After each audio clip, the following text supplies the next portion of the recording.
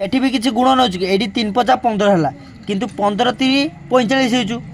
हो गुणनफल भितर आसू कि आसुना ताने आम किस करिया डिफरेंस जदि गुणनफल भितर आसुन तो किस करिया तार माने ताक भितर डिफरेंस करिया माने वियोगफल करिया देखो 3 रो केते जोग कने 15 हो 12 15 सहित केते जोग कने 35 हो 20 बुझछ ना बुझनो बे 3 रो केते जोग कले 15 हो 12 15 सहित केते जोग कने 35 हो 20 35 सहित केते जोग कने 63 हो देखो एटी केते 8 5 13 8 ना केते 3 आइला 4 28 28 कने हो वियोग करियो बस क्या 63 रे केते जोग कने 99 हो 6 सहित 3 सहित 6 9 आइला पुणी 6 सहित 3 जोग करने केते 99 देला 36 हैला ताने नेक्स्ट कोन देखो एटी कहते जे 12 रु 20 पई केते पड़ला 8 20 रु 28 पई केते पड़ला 8 बोला सेम